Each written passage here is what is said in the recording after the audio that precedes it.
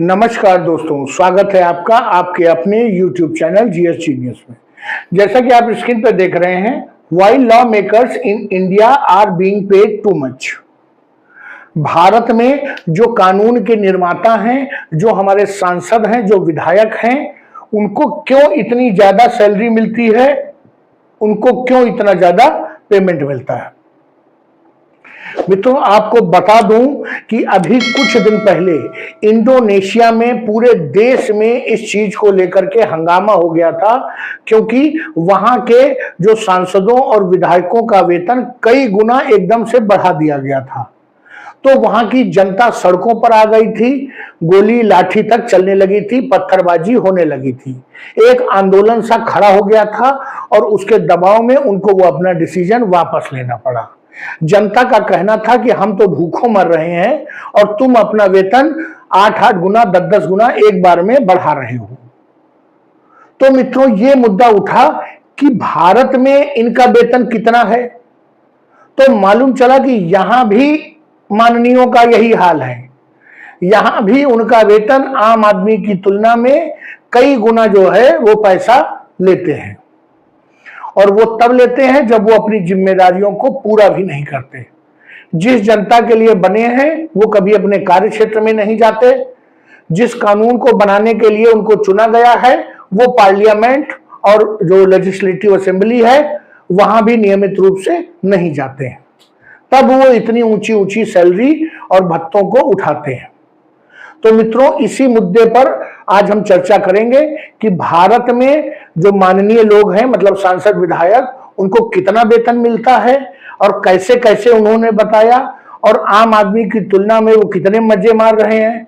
इन सब चीजों को इस वीडियो में हम देखेंगे, उसकी तुलना करेंगे कि आम आदमी को कितना मिलता है और उनको कितना मिलता है। लेकिन इससे पहले कि मैं अपना मुख्य वीडियो शुरू करूं, आपसे हमारी रिक्वेस्ट है कि हमारे चैनल को सब्सक्राइब कर लीजिए, क्योंकि हमारे चैनल पर इसी प्रकार की आपके आसपास की देश दुनिया की खबरों को, मुद्दों को छोटे छोटे वीडियो के माध्यम से प्रस्तुत किया जाता है। तो चलिए मित्रों, देखते हैं। इंडोनेशिया की सड़कों पर हंगामा हुआ क्योंकि वहां के माननीयों ने अपने हाउसिंग अलाउंस को इतना बढ़ा लिया जितना कि किसी एक व्यक्ति को, जो गरीब आदमी जकार्ता में अर्थात उनकी राजधानी में जो गरीब आदमी जितना कमाता है उसका 10 गुना वृद्धि उन्होंने अपने हाउसिंग अलाउंस में कर दी। सोचिए, जो उनका मूल वेतन और भत्ते हैं वो सब अलग हैं, केवल हाउसिंग अलाउंस जो है एक आदमी की सैलरी से 10 गुना बढ़ गया था। यह है उनके लालच की पराकाष्ठा। अब जब भारत में देखा गया तो भारत में भी माननीयों का यही हाल है। आम आदमी की तुलना में कई गुना सैलरी और वेतन, भत्ते, सुविधाएं उनको मिलती हैं। और जब ये आम आदमी देखता है तो कभी तो वो फ्रस्ट्रेट होता है और कभी सोचता है कि जाने दो। तो भारत में भी इंडोनेशिया से कुछ अलग दशा नहीं है। यहां तक कि जो हमारा सरकारी कर्मचारी है वो और भी ज्यादा फ्रस्ट्रेट तब होता है कि जब देखता है कि भारत के उपराष्ट्रपति जगदीप धनखड़ 3-3 पेंशन लेने को तैयार बैठे हैं। सांसद की पेंशन, विधायक की पेंशन और उपराष्ट्रपति पद की पेंशन। वो स्वयं एक करोड़पति इंसान है, लेकिन उसके बाद भी उनको 2.5 लाख रुपए हर महीने पेंशन के रूप में चाहिए। अगर कोई आदमी 5 बार विधायक बना तो उसको 5 बार पेंशन मिलेगी। अगर कोई व्यक्ति 2 बार विधायक, 2 बार सांसद और 1 बार मंत्री बना तो तीनों चीजों की, 5 पदों की पेंशन उसको आखिरी में मिलेगी। वहीं सरकारी कर्मचारी हमारा 30 साल, 35 साल, 25 साल नौकरी करने के बाद उसको ओपीएस, जो पुरानी पेंशन थी जिसकी वो लगातार मांग कर रहा है और वो उसका अधिकार भी है, उससे उसको दूर कर दिया गया। उसको एक एनपीएस नाम का झुंझुना थमा दिया गया, जो कि शेयर मार्केट से जुड़ी हुई स्कीम है, और सरकारी कर्मचारी का भविष्य अंधकारमय हो गया। मित्रों, आज की डेट में भारत में हर व्यक्ति सरकारी नौकरी की चाह रखता है। हालांकि वो है नहीं उतनी, लेकिन जिनको मिलती है बहुत मेहनत करने से मिलती है। 8-8, 10-10 साल की तैयारी के बाद उनके एग्जाम निकलते हैं और उसके बाद एग्जाम कैंसिल हो जाते हैं। 3-3 साल कोर्ट केस चलता है। हालांकि वो लोग जो सरकारी नौकरी चाहते थे और उनको नहीं मिली, वो सरकारी कर्मचारियों की आलोचना करते हैं। वो कहते हैं कि कुछ करते नहीं है, केवल कुर्सी तोड़ते हैं। लेकिन मित्रों, सच्चाई यह है कि वो उनका फ्रस्ट्रेशन बोल रहा है। अगर वो भी सिलेक्ट हो जाते तो वो भी वही कुर्सी तोड़ रहे होते। तो इसलिए मित्रों, ये भारत में जो माननीयों की सैलरी और पेंशन है वो हमेशा विवाद का विषय रहा है। यहां तक कि जो एनपीएस जैसी घटिया स्कीम भी एम्प्लॉयज को तब मिलेगी जब वो अपनी सैलरी का एक बहुत बड़ा हिस्सा कटवाएंगे। और जो ये माननीय है, इनको कुछ कटौती नहीं होगी और उनको लाखों रुपए पेंशन के रूप में मिलेगी। एक बार ये मुद्दा उठा था कि क्यों ना इन माननीयों की जो सैलरी है वो उतनी ही घटा के कर दी जाए जितनी की देश की पर कैपिटा इनकम है। क्यों? क्योंकि देश के नागरिकों की आय को बढ़ाने के लिए ये सही कदम कोई उठा नहीं रहे हैं। लोगों की आय बढ़ नहीं रही है, लोगों के जीवन स्तर में कोई सुधार नहीं हो रहा है, गरीब आदमी और गरीब होता जा रहा है। तो क्यों ना पर कैपिटा इनकम के बराबर ही माननीयों को सैलरी दी जाए। जब ये पर कैपिटा इनकम को ऊपर बढ़ाएंगे, लोगों के जीवन स्तर में सुधार करेंगे, तब इनकी सैलरी अपने आप बढ़ जाएगी। लेकिन ऐसा इंडिया में हो नहीं पाता। अब आज की स्थिति यह है कि 2024-25 में जो भारत में औसत आय है व्यक्ति की पर कैपिटा इनकम है, उसका 7.25 गुना सैलरी माननीयों को मिलती है। और ये कैसे इन्होंने बढ़ाया, इसको अब हम डिटेल में आपको बताने जा रहे हैं।